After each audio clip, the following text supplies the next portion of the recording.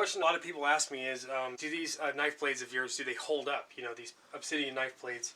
Well, there's a reason why we use steel and things like that, because steel can cut hundreds of times before you have to sharpen them. Now, the Stone Age, or the Wood Age, I should say, because the wood's all gone. It's just the stone is what we see. In this age, they would chip a sharp edge, and just like a broken glass, the glass isn't sharp until you chip it, and then all of a sudden it's broken. Now you have a bunch of sharp pieces. Well, that's all this is. This is just chipped over and over and over again to create these sharp edges. But as you use it, it becomes dull very, very fast as opposed to steel. And so what you have to do is you have to re-chip it. Now, I'm not advocating using this with food or anything like that. That's the one thing I tell people. They ask that all the time. I say, no, you shouldn't use it with food, Obsidian anyways, because you don't want broken glass in your food, which could happen. This is a soft enough stone that could absolutely happen. If it was chert or flint or something like that, it'd probably be a little bit more safe. But this is a softer stone, so I wouldn't recommend it. But what happens a lot of times is these knives, they'll fall on something like this one fell off of a stool the other day and got a chip mark in it. People have asked me, is there any way that they could resharpen them? And I always say no, because you know, I've been doing this a long time and I'm professional at it. So I know how to retouch these things. I've gotten cut real bad. I've gotten a piece of glass in my eyes, in my knuckles and skin didn't come out for years. So I really learned the hard way with this. But in this video, I'm going to show you how you can, if you chip one of these blades on accident or hit it on something, I'm going to show you how that you could retouch it yourself at your house. So this is the blade in question. This blade right here fell off of a stool the other day when I bumped into it when I was making a bunch of these. And it fell all the way to the floor, and which is a testament to my blades, because it landed on a metal floor. And all that happened to it was this little chip out of it, and to me that's a big deal, because I don't like selling blades that have these nicks out of them like this. But if you get one of my blades or something like that and you bang it on something, or somebody drunk at a party drops it on your floor and it hits something and chips like this along the edge, I don't know if you can see that. You see those little nicks out of there, this divot right here. That divot, I'm going to show you how you can fix things like that. That's if the blade lands this way. You know, if it lands this way, sometimes it'll break the tip off, and this might help you with that too. But I'm going to show you how to do it safely. And what you do is you could use a piece of cloth. This is leather. I like to use this a lot. But you could use a piece of cloth. But what you want to make sure that you do is always have a set of safety glasses, because you cannot get this stuff in your eyes. If you do, you'd be very, very sorry. Get a piece of cloth or a piece of leather or something like that and go outside. You want to collect whatever chips that you take off of these things, and then dump them in the trash can if you're in the city, or just dump them somewhere where animals aren't going to run over them, because they'll get them in their paws too. Know where the flakes are going, protect your eyes, and I wouldn't worry too much about gloves, because your hands are going to be away from it. So what I'm going to use today is a little piece of sandstone like this. You don't have to get stuff that has lines in it. This is just from sharpening blades. But just get a round piece of sandstone like this that's somewhat smooth. Okay, so like real soft sandstone. And then get yourself a flathead screwdriver. Okay, first thing I'm going to do is I'm going to take this and see where that chip is right there. You can see that. There you go. You see that little indentation right there. That's from hitting something on the way down, on the way down to the floor. These two little indents right there. So I'm going to take my sandstone just like this, and I'm going to shear it. And you can use a glove. If you want to put your hands underneath it, use a glove to do that, a leather glove. Okay, and then you can take the edge of this sandstone just like this, and you don't shear on the low point. See, that's the low point. Shear this side and shear to this side, and you'll help round that curve a little bit. And you'll go just straight down, just like that. I'll show you. If you're looking up at it like this, you go straight down like that, okay? Right on those little areas. So I'm not using gloves. I'm just going to keep my fingers out of the way. But I'm going to make sure that those flakes shoot underneath me and hit the leather. Okay, so I'm going to go like that. Okay, there's one side. See that? There's one side. I'm going to do it up here on this side right there. Okay.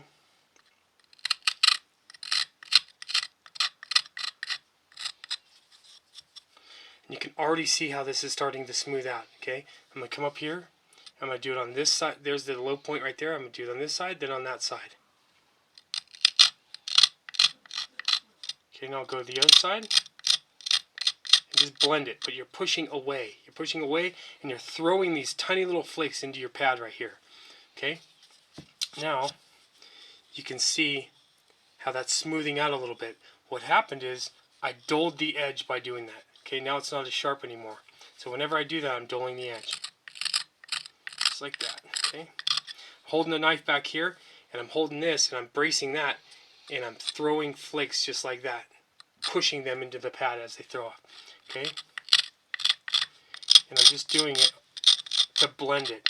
You do this a couple times, and you'll just blend it in like that, okay? Now the edge is dull from here to here. Okay, so what I'm going to do is, since I did it, I pushed away like this.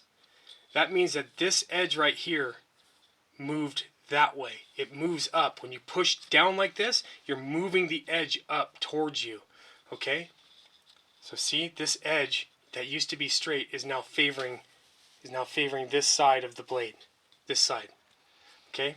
So I'm going to flip it over. Now that I flipped the knife over, so I'm going the other direction, you can take your pad like this and kind of build and kind of give it a little bit of support like this. Okay? Now, here's the spot right here that had the original, let's see if I can get that. I can't see it. This spot and that spot, those are the two low points of the nicks. Okay? So I'm not going to hit these at all with the sandstone or the screwdriver. Okay? I'm going to hit right to the either side of each one of them. Okay? And that's going to help round the edge and bring that nice smooth transition like it had before it fell or whatever happened to it. So I'm going to take this flathead screwdriver just like this, keep my hands away, and if you fold up your mat a little bit, you can give it a little bit of support, so you don't want to bend the blade because you'll snap it in half. So you don't want it arcing like this and then hitting the center. See, if I had it bridged like this and I hit in the center, I could break it in half.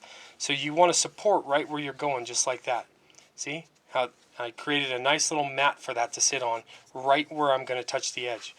And all I'm going to do is take this screwdriver and lay it flat on either side of my nocks there. Here's my first knock right here, the low point. Okay, so I'm going to move to the side of the low point, lay it on there flat like that, and just push down. That little tiny flake is what you want. That right there will stick into your hand, your somebody's foot, and it can fly up into your eye. So just keep that away and make sure that you collect all of those. That was my first flake. Okay, I took that one off of this side. Here's the knock and here's the knock. I took that off of the left hand side right here. Now I'm going to go to the other side of it. Okay, I'm going to lay that screwdriver flat on the other side of the knock right there. You're not hitting the low point, and you just go 90 degrees right at the pad. There, you want to keep doing it. Just keep going at it until you feel that screwdriver grab onto it. The second it grabs, push good.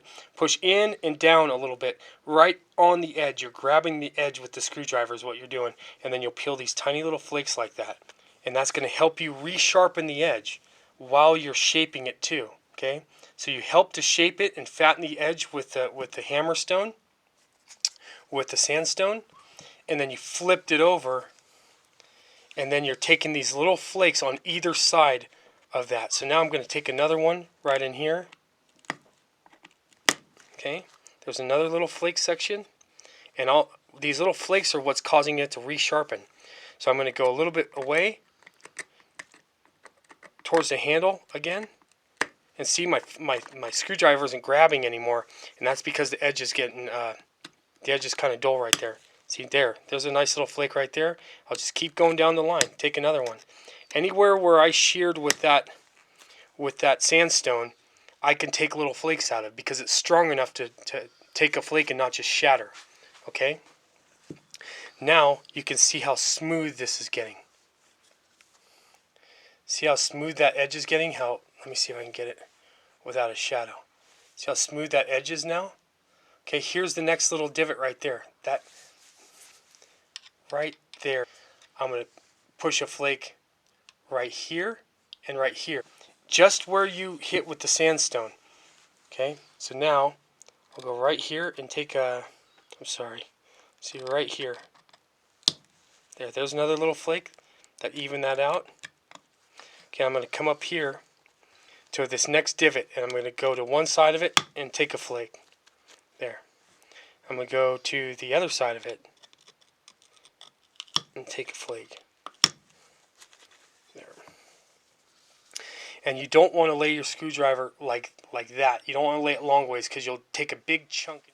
So now I'm going to get after this little niche here, and you know, as you can see, there's still a little bit of there's a little knock right here still, so I'm going to go to the side of it just like I was talking about before.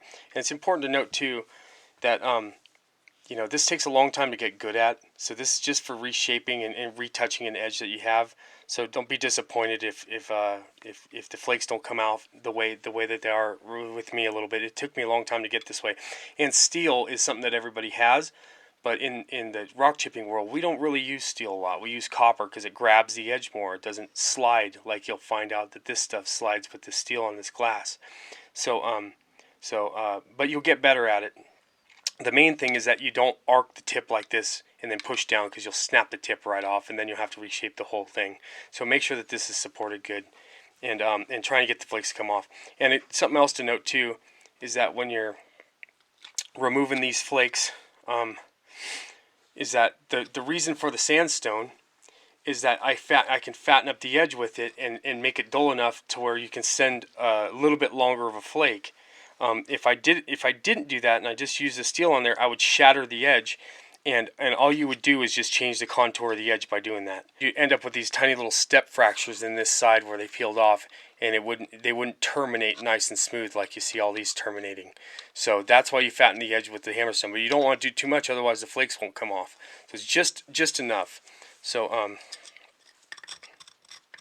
fatten it up just a little bit and retouch it. Alright, now I'm going to remove this flake. Oh, and you can also take this hammerstone too. If you need more support, so you got a handle with a curved handle or something like that, it's hard to lay it down flat.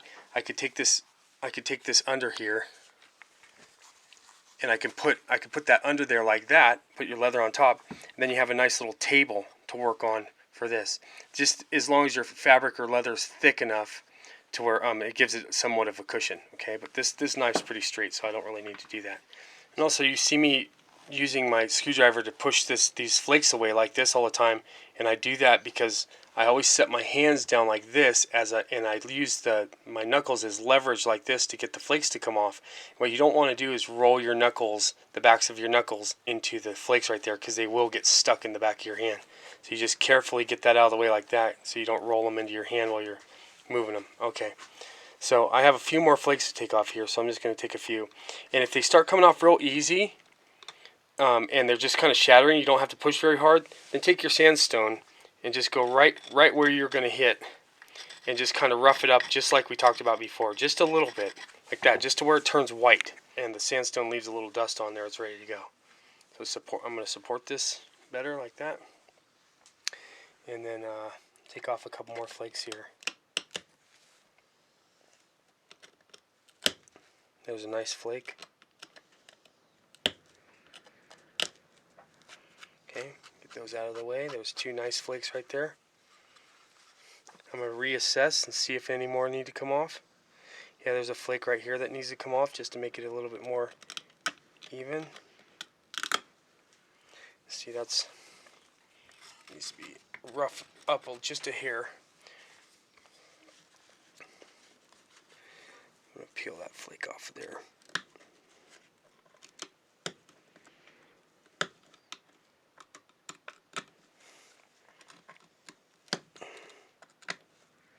Just being stubborn because it's readjust this thing.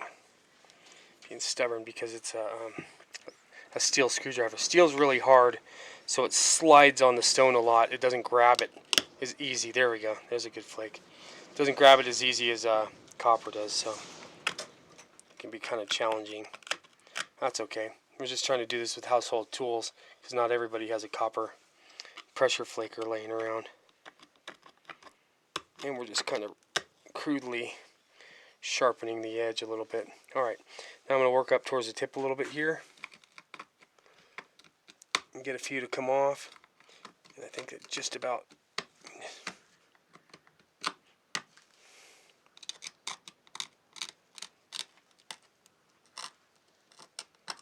yeah, that looks a lot nicer. You flip it back over a little bit and go the other direction where you just took some of the flakes off, just lightly taking little tiny flakes off, and that'll help sharpen it too. Just little tiny ones. Just as you make, just kind of adjusting the shape as you do that. Just tiny little, you don't want to push in too hard. Just a little bit. And you can readjust that blade. If you see that, look at the nice curvature of this blade now. And when you run your hand across it, it'll feel sharp. If it feels dull in some of those areas where it's still white when you flip it up, that's where the sandstone still ground it and made it dull.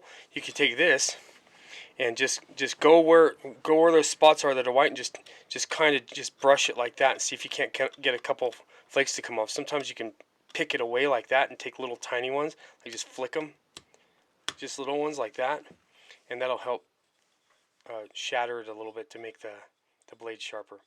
But anyway, okay.